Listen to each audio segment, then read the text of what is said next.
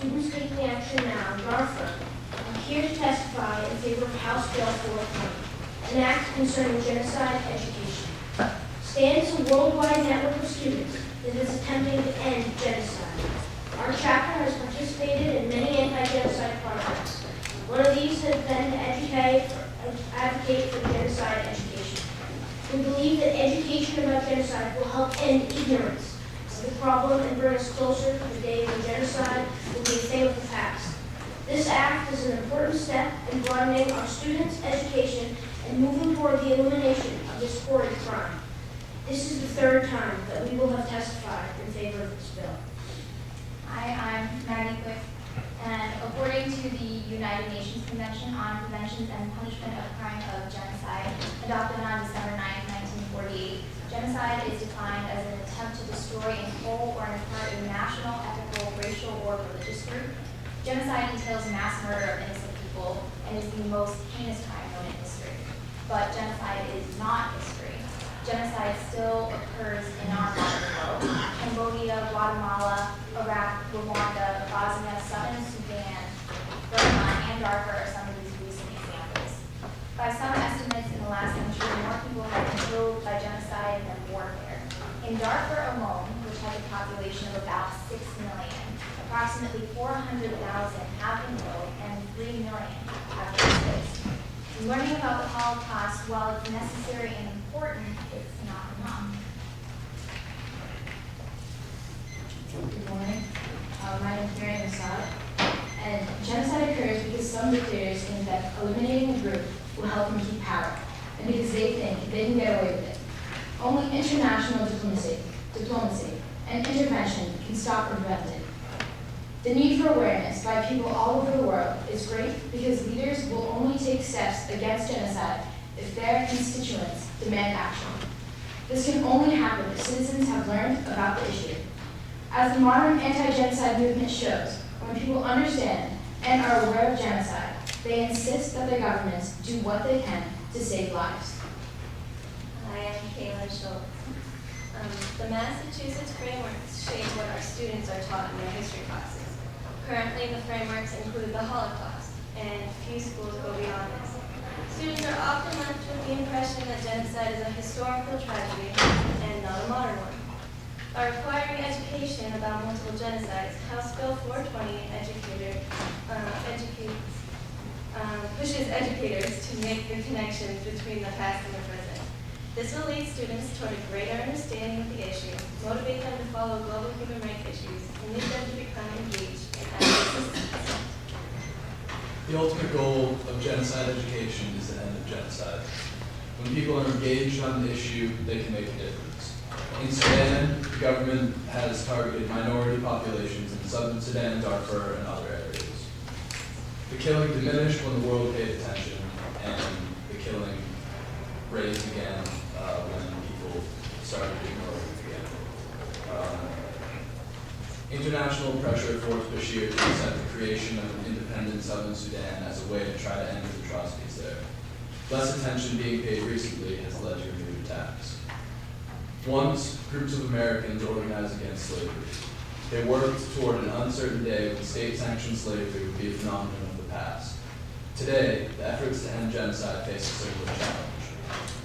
However, with initiatives such as House Bill 420, we can progress to that day, hopefully in our lifetime, when genocide will also be history. We ask today for your active support of this important bill.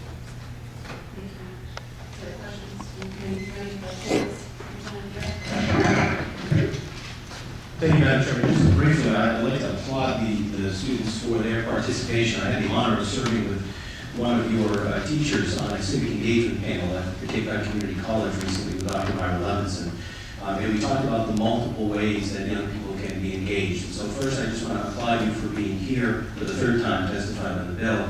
And also would like to maybe ask a brief question with a little bit of advice.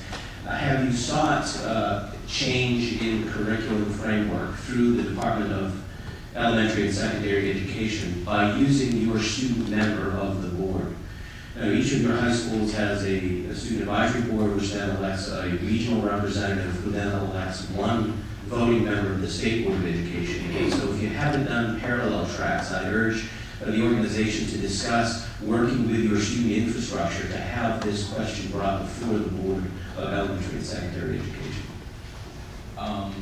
We haven't done any of that, but I know that personally at Harwich High School, our freshman history teacher, the world history class, he's pretty passionate about this, and he teaches beyond the Holocaust throughout his teaching world history. And I know that for me personally, that got me interested, and other kids on STAND, kids who are here and aren't here, that got them interested just knowing that he taught about the Rwandan genocide primarily, and that it's not something in the abstract, it's something that actually happens where people actually die. And we haven't done any of that, but personally the impact that has had is. Thank you, Madam Chairman, and to the students, any assistance I can provide with helping you look at that infrastructure and how you can have your voice brought directly to the Board of Education, I'd be more than willing to volunteer down. Okay. Thank you.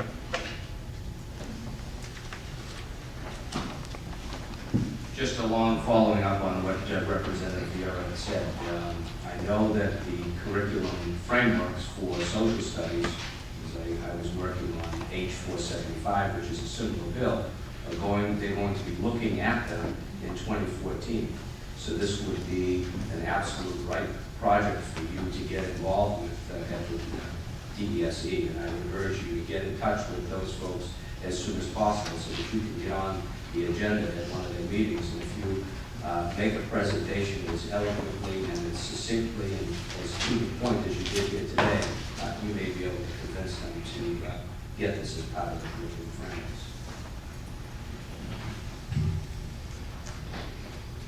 I actually just wanted to underscore the comments of my fellow committee members. I think that since this is the third time you've been here, you appreciate by this point that passing legislation is an enormous task and requires a lot of perseverance, and there are frequently alternative mechanisms for reaching the same goal.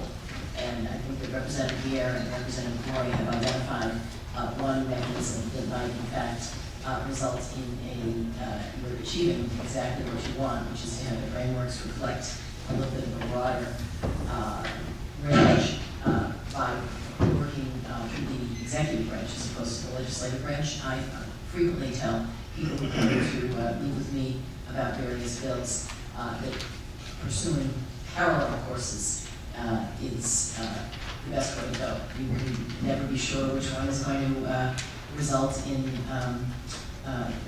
reaching the objective first, but I think doing that will also, I think, expose you to the other branch of government. So I too applaud your taking the time and your perseverance and your also your teachers for supporting you in this endeavor. So thank you very much.